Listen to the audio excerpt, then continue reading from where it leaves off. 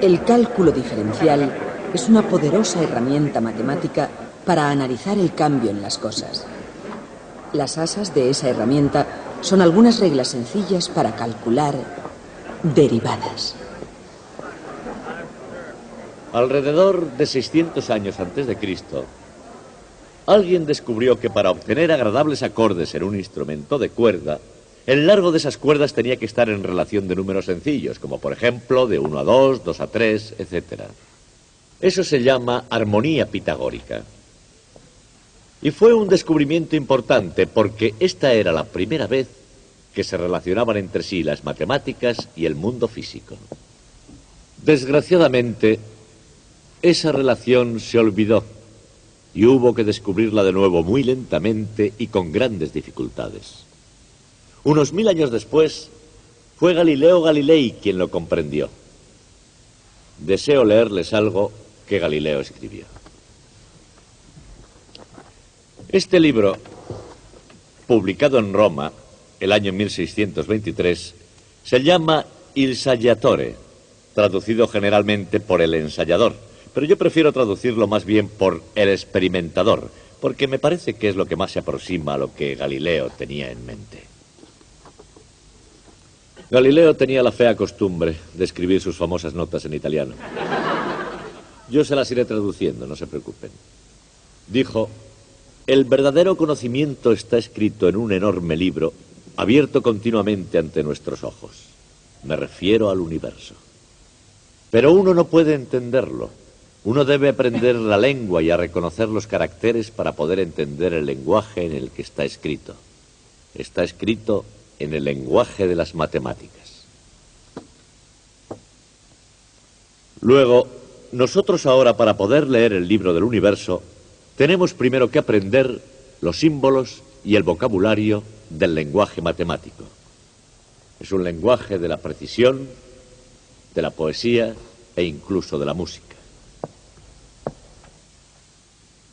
Desde hace ya muchos años, los físicos utilizan el lenguaje de las matemáticas y los músicos, aproximadamente, desde 600 años antes de Cristo, también se sirven de él.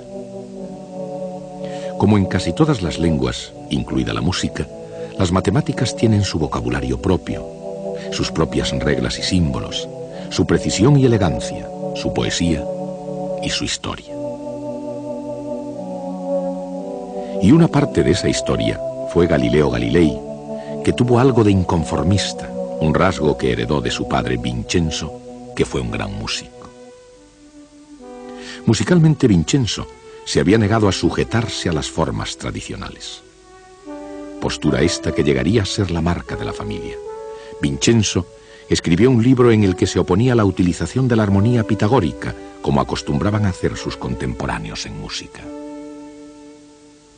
Él consideraba los antiguos acordes griegos demasiado simples para las complejas estructuras musicales del Renacimiento italiano.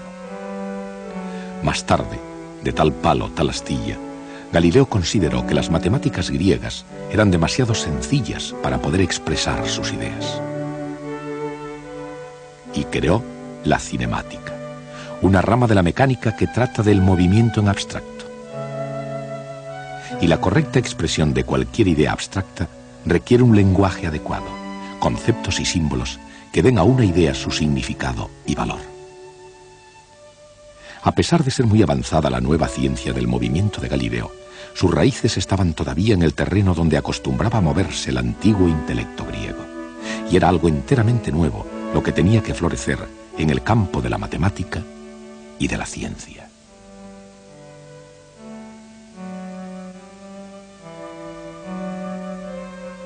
Los eruditos necesitaban un lenguaje más sofisticado que el que se hablaba desde Arquímedes y Euclides. En otras palabras, después de Galileo, la física necesitaba un lenguaje más avanzado. Aproximadamente 25 años después de su muerte, se descubriría por fin ese famoso lenguaje y comenzaría a utilizarse a partir de entonces. Se llamaría cálculo diferencial. El cálculo diferencial es muy potente y, como en cualquier lenguaje, su poder deriva de la idea que le sustenta la derivada. La derivada es para la cinemática lo que las ruedas son para un viaje. Un medio sencillo, pero muy eficaz, para poder obtener una perspectiva completa de lo que es una derivada. Nada mejor que un poco de ejercicio. La derivada no solo se aplica a un cuerpo moviéndose horizontalmente, ni por eso, ni solo a un cuerpo moviéndose verticalmente hacia arriba o hacia abajo, o como sea. La derivada es el ritmo de cambio de cualquier función en un determinado punto instante. Como ya se explicó al hablar de la ley de caída de los cuerpos de Galileo, la velocidad es la derivada de la distancia, pero es también algo más. Una derivada puede representar el ritmo de cambio de cualquier cosa.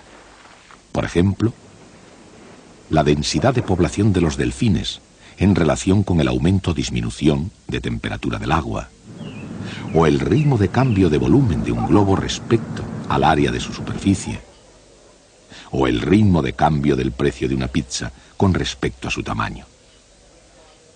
Como se ve, el concepto de derivada está por todas partes, pero el proceso mecánico de la derivada, el cálculo diferencial, necesita un enfoque práctico para que el concepto se imponga.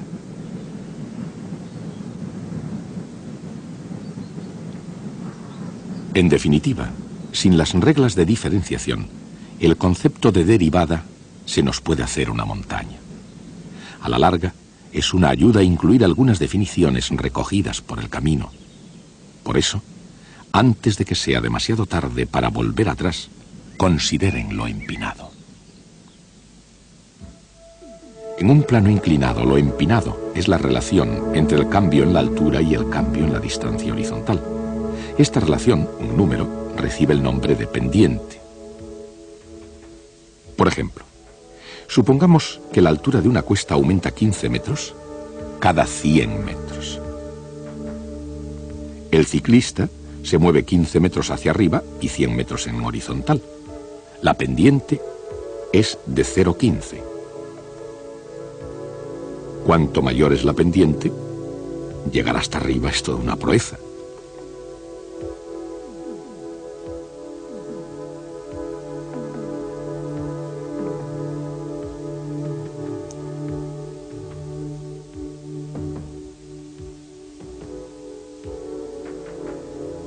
Si es casi cero, es un paseo. Y cuando la pendiente es negativa, es cuesta abajo. Aunque se pueda caminar fácilmente por ellas, las matemáticas tienen sus picos y valles, y nadie sabe quién fue el primero que preguntó cuál era la mejor manera para ir de acá para allá. La respuesta en términos algebraicos fue dada por un matemático francés llamado Fermat. En 1629 se le ocurrió la idea de hallar la recta tangente en un punto arbitrario de una curva. En 1638, Fermat compartió su descubrimiento con su compatriota René Descartes, que tenía su propio método para hallar tangentes a curvas algebraicas.